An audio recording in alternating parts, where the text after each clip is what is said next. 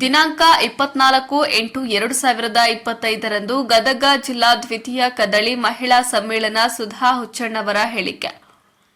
ಇಂದು ಗದಗ ಜಿಲ್ಲಾ ಪತ್ರಿಕಾ ಭವನದಲ್ಲಿ ಸುದ್ದಿಗೋಷ್ಠಿ ನಡೆಸಿ ಮಾತನಾಡಿದ ಅವರು, ಗದಗ ಜಿಲ್ಲೆಯಲ್ಲಿ ನಡೆಯುತ್ತಿರುವ ಗದಗ ಜಿಲ್ಲಾ ಕದಳಿ ಮಹಿಳಾ ಸಮ್ಮೇಳನ ಪ್ರಪ್ರಥಮವಾಗಿ ಗದಗ್ನ ಶ್ರೀ ತೋಂಟದ ಸಿದ್ದಲಿಂಗೇಶ್ವರ ಕಲ್ಯಾಣ ಮಂಟಪದಲ್ಲಿ ನಡೆಸಲು ತೀರ್ಮಾನಿಸಲಾಗಿದೆ. ಅಂದು ಕೆಲವು ಶರಣರಿಗೆ ಶಿವಶರಣೆ ಮುಕ್ತಾಯಕ್ಕ ಪ್ರಶಸ್ತಿ ಪ್ರದಾನ ಮಾಡಲಾಗುವುದು ಎಂದು ತಿಳಿಸಿದರು.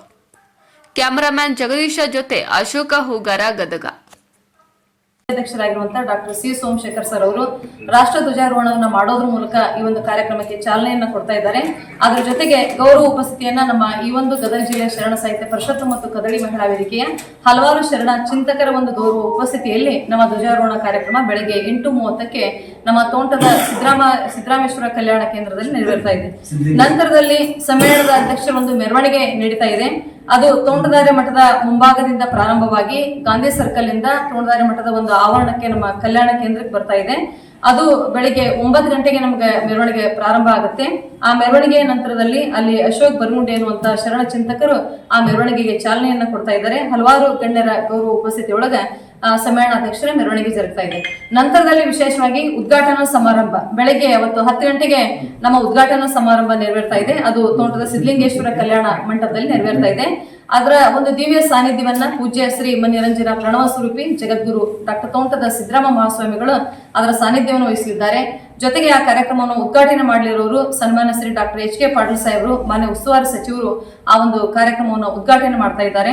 ಅದರ ಅಧ್ಯಕ್ಷತೆಯನ್ನು ರಾಜ್ಯಾಧ್ಯಕ್ಷರಾಗಿರುವಂತಹ ಡಾಕ್ಟರ್ ಸಿ ಸೋಮಶೇಖರ್ ಸರ್ ಅವರು ಅಧ್ಯಕ್ಷತೆ ವಹಿಸುತ್ತಿದ್ದಾರೆ. ಹೀಗೆ ಹಲವಾರು ಗಣ್ಯರು. ಅದ್ರ ಜೊತೆಗೆ ವಿಶೇಷವಾಗಿ ನಾವು ಈ ಸಾರಿ ಒಂದು ಕದಳಿ ಮಹಿಳಾ ವೇದಿಕೆಯಿಂದ ಸ್ಮರಣ ಸಂಚಿಕೆಯನ್ನು ಬಿಡುಗಡೆ ಮಾಡ್ತಾ ಇದ್ವಿ.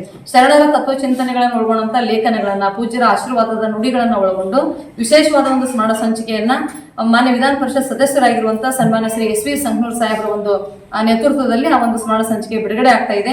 ಇದಕ್ಕೆ ಮುಖ್ಯ ಅತಿಥಿಗಳಾಗಿ ಸನ್ಮಾನ್ಯ ಸಿ ಪಾಟೀಲ್ ಸಾಹೇಬರು, ಡಾಕ್ಟರ್ ಚಂದ್ರು ಲಮಾಣಿ ಅವರು, ಅದ್ರ ಜೊತೆಗೆ ಸನ್ಮಾನ್ಯ ಶ್ರೀ GS ಪಾಟೀಲ್ ಸಾಹೇಬರು, ಶ್ರೀ SS ಪಾಟೀಲ್ ಸಾಹೇಬರು ಹಾಗೂ ಅಕ್ಬರ್ ಸಾಬ್ ಬಗರ್ಜಿ ಅಧ್ಯಕ್ಷ, ಹೀಗೆ ಎಲ್ಲರ ಒಂದು ಸಮ್ಮುಖದೊಳಗ ಉದ್ಘಾಟನೆ ಕಾರ್ಯಕ್ರಮ ನೆರವೇರ್ತಾ ಇದೆ.